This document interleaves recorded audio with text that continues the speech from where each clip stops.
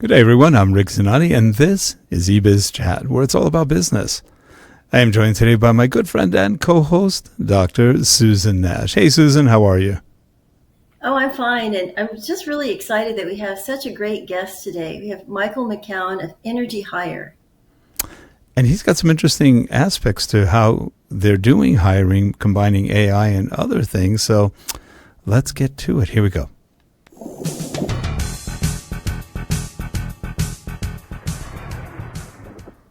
This show is sponsored by Talking Vids, corporate video, e-learning, enterprise-wide development, online interviews, multimedia development, and more. Visit us at www.talkingvids.com. And hi, Michael. How are you? I'm doing great. Thanks for having me on. Oh, our pleasure. And would you mind telling the audience just a little bit about yourself? Sure. So I'm CEO of Energy Hire. My background has been 17 years in the upstream oil and gas space, mainly on the land and business development sides of it. Energy Hire is a vertical hiring platform for the energy sector at large. So we're agnostic to the energy source, but with the growing demand of energy across the globe, we feel there is a great need for a vertical hiring platform just for the energy sector. So we're utilizing AI, our own algorithms, our own databases to match energy companies with the right talent. And then for job seekers, we can match them to the right jobs. I love this. So when you say vertical hiring platform, what exactly do you mean? Yeah, so vertical hiring platform it's a platform that's specific for the energy sector. So the recruitment and the job board space online is full of large horizontal platforms, right? Those are the people that sponsor Super Bowls. They run commercials. It's the Indeeds of the world, LinkedIn, in a past age, maybe Monster.com and ZipRecruiter. And those are all great tools. But what we are a platform that is specific for the energy sector. Built by people in the energy sector who know the energy sector, know the players. We know the associations. We know the people who are trying to find jobs. We know the people who are looking for these candidates to fill these roles. So we have quite a bit of an insider view, not just from myself, but from our investors as well. We're all backed. I mean, the Energy Hire is backed purely by successful people in the energy sector. So no private equity or venture capital involved. So why do you think it's so important to have this type of vertical hiring platform in the energy sector right now versus, say, 10 years ago? Sure. I think it could have worked 10 years ago, but really the technology was not there 10 years ago. So if Energy Hire was around 10 years ago, we would just be a job board. What's different now, obviously, is the advent of AI and machine learning. So we use machine learning and AI in our algorithms to match candidates to jobs and companies to candidates. And energy specifically has always been underserved in this regard. Right now, it's mainly a game between third-party recruiters, Indeed, LinkedIn, and these large horizontal platforms. But there's no specificity to the energy sector, which we think we can bring a lot of value to based on the fact that we've been on both sides of the coin looking for jobs. We've been hiring people. We know the pain points in the industry. And there's incredible technology that's going on right now and innovation in the energy sector. But how do you fill the seats to execute on all of these new technologies and plans? Most of the technology is not in the back office, but it's actually downhole. Or if you are a solar company, it's in the solar grid. Power generation company in the power grid, or utilities, it's potentially in the transportation, to retail. There's very few tech innovations behind the scenes, right? We need the brightest people in the world to execute on these programs. So that's what we're able to provide. So the AI part of it, is that how you do a lot of the matching candidate skills and abilities, experience, etc., to the actual job postings? Yeah, so it is an AI algorithm, and what that will do is that takes the job postings and it breaks it down into a vector form. So basically, it breaks it down into numbers, and then on the other side of it, we have a candidate database that's over 800,000 people, and everybody in that database is broken down into numbers.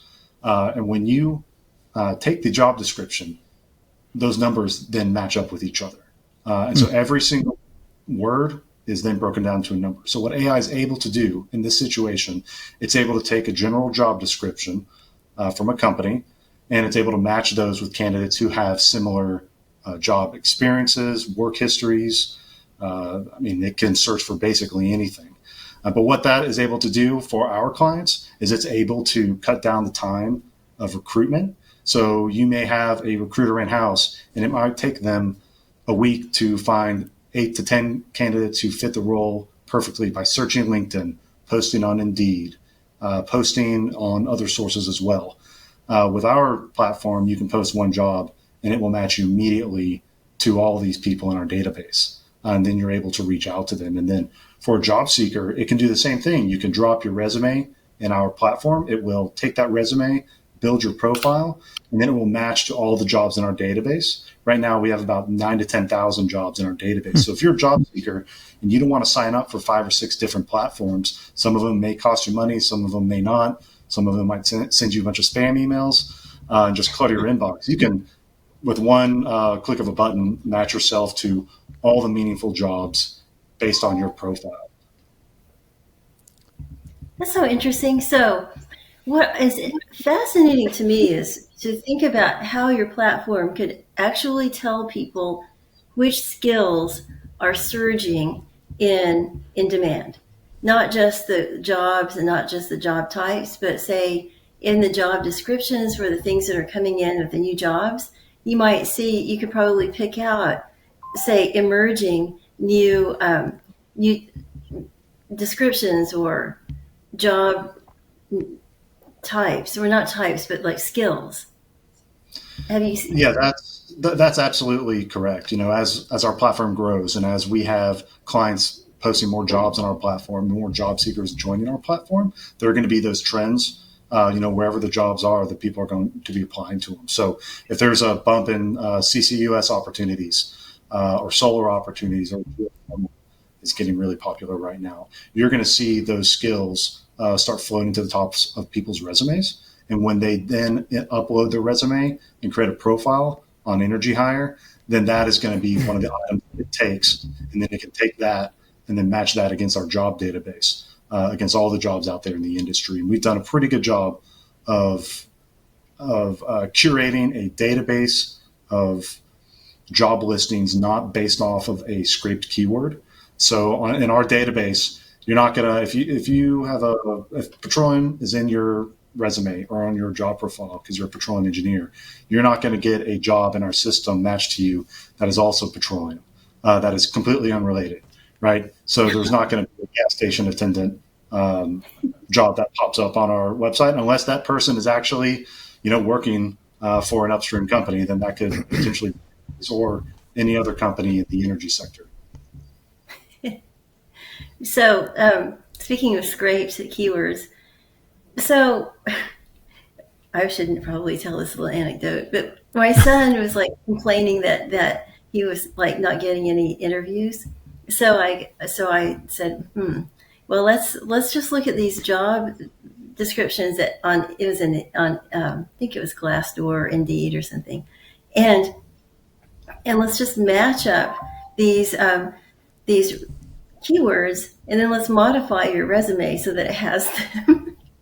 And even though there's slight variations in the way that instead of using a lot of words to describe what he was doing, he just found the keywords that matched the way that people were describing it in their job descriptions, and it worked. He got a couple of interviews out of that. Yeah, that sounds really interesting. That's interesting because that's very much how people drive traffic to websites, right? Is you want to make sure you have the visible keywords that search engines will recognize. And so making sure that you have those in-demand keywords on your resume and your skill profile, even if it's just one letter off here and there, that could make that could be a huge factor on whether or not you get a return call for an interview. It's amazing. It's amazing how, because everybody's using AI to scan and filter and instead of actually reading. So somebody might have a really impassioned and cool creative writing, expository writing about who they are. But unless it has those words, it might as well be invisible. Now, it's interesting because if you look at, like, for example, LinkedIn, and there's an ad for an engineer or something like that, and then you look at how many people have submitted, 2,000, 3,000, 4,000, and you go, that's one position. Is that a little bit indicative of our industry right now, where there just there's way too many candidates for some of the jobs, and for the companies going through all that, how the heck do they really filter out the good candidates from the bad? It sounds like with your match system, that's going to bring it a lot closer to what they're looking for. But how do they deal with that? So I think there's a couple ways that companies can deal with that. I think LinkedIn has the visibility, right? So you do see that 1,000 people have applied for a job.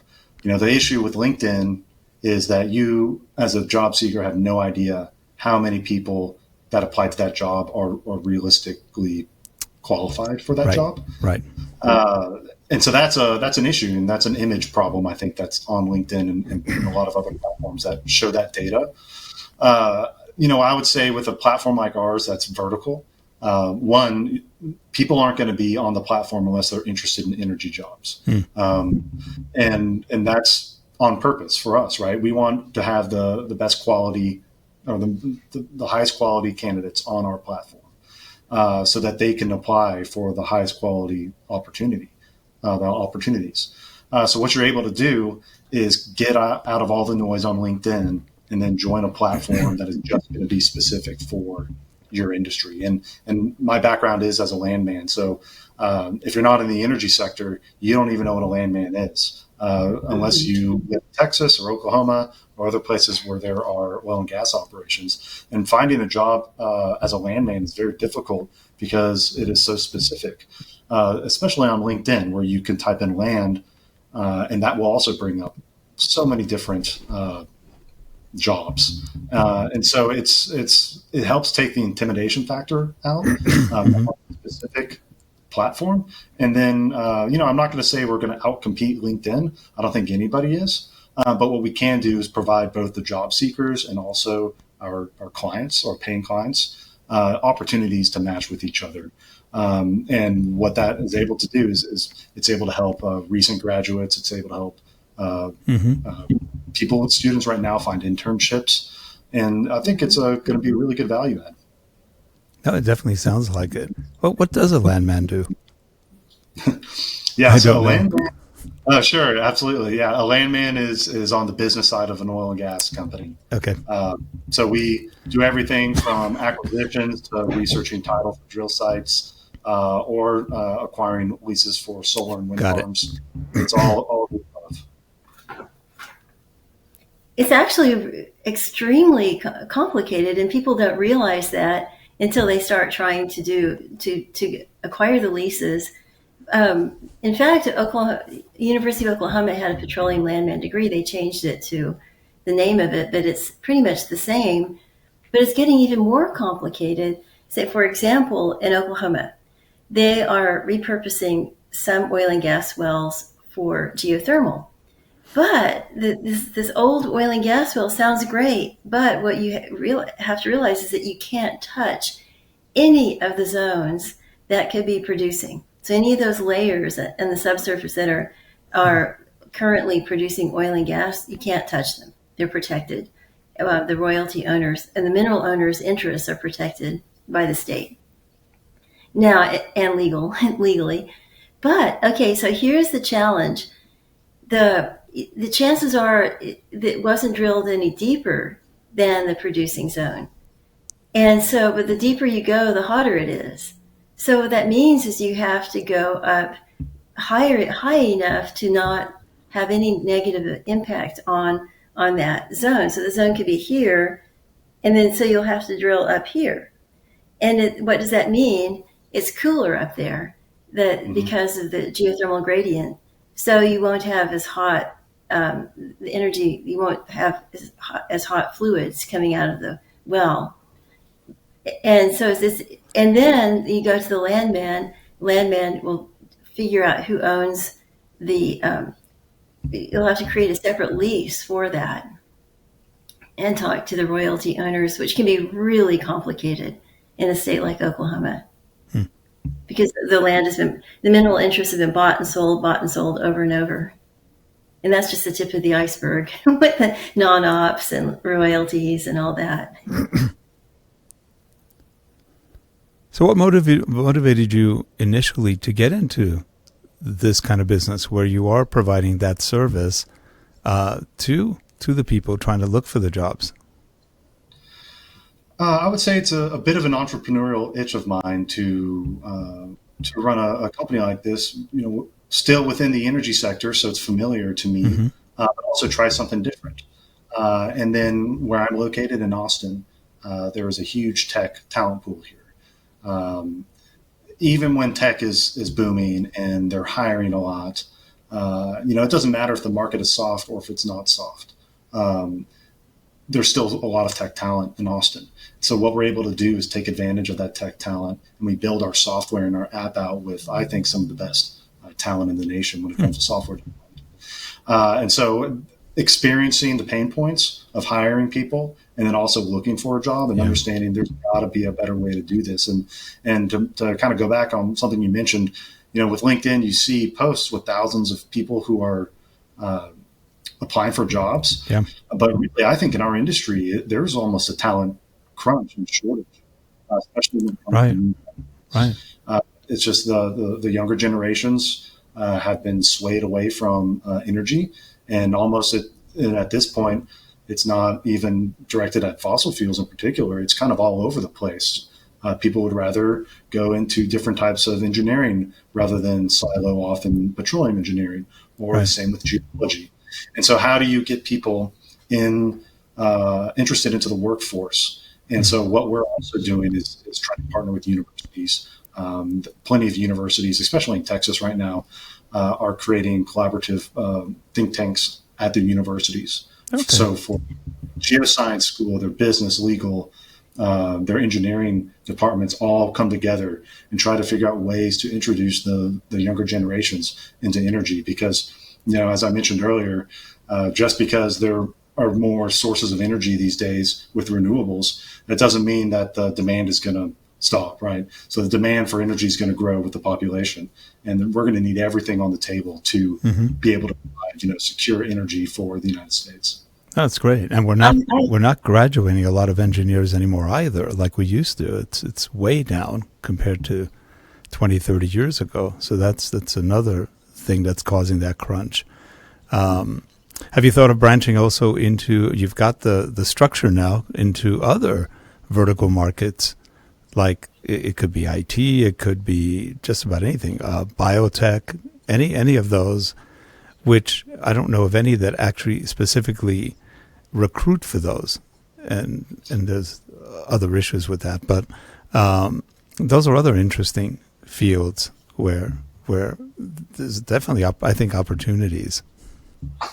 Yeah, there is, and so our platform, as I mentioned, it's agnostic to what energy source is, but really, if we get this to work and we start performing in the energy sector, it can work for other sectors. Yeah. But what we like about the energy sector, obviously, is our knowledge of the energy sector, sure. Our understanding that it really is underserved, because there are people, out on the West Coast and the San Francisco VC community that won't invest in the oil and gas business or the energy sector unless it's a certain type of energy. And we see this as a holistic problem that we can go out there and solve, right? Because it's my personal belief that it's going to be the engineers and the geologists and the really critical thinkers in the companies that are here right now, mainly in Houston, Dallas, Oklahoma, Midland. Those are going to be the companies that make the biggest changes, right? Because they have the technical skill and they have the resources right now to do something. And so that's, who we're focusing on. Other industries are pretty crowded when it comes to vertical hiring platforms. Software developers, that's a very but there are other industries out there, that could use this. And our tool, once we make this work and perfect it in the energy sector, is absolutely capable of a copy and paste into other industries. Yeah, that's pretty exciting. Well, Michael, I'm so glad you joined us and spoke about this. I suspect when more and more people hear about it, you'll be very busy. You won't have time to do more testing. It'll be done. You'll have a lot of people. Well, I agree with that, especially as things get more complex. And like, for example, people are speaking of different energy. There are people taking out lithium leases now in Arkansas, but also Oklahoma and different places, and iodine and all different kinds of things, as well as geothermal. And it's almost impossible for people to go through that needle in the haystack without something without a tool that you have, that you're developing. Yeah, so we wish you the best. And how can people get a hold of you? You can go to our website. So here you can sign up. You can, at the bottom is our phone number and our email. And right now that goes to me and one other person in our company. So you can get a hold of me pretty quickly right now as we're smaller. Oh, that's great. Anyway, well, again, we appreciate you coming on. And yeah, thank you, Michael. This is great. Leslie, you might want to shift back to the 2-shot or 3-shot. There we go. And well, good. Keep us posted on how this is going. This is an interesting and a good use of AI. There's so many BS uses of AI. So this is actually a real good functional one. So I appreciate it. It's good to hear stuff like this. Mm-hmm. Yeah, we're trying to make it real and not just a headline or a fad. Right. A shiny object in the window and I go, oh, AI. Anyway, I appreciate you and have a great one and much success in the business. Thanks again. Thanks, Susan. Thank you.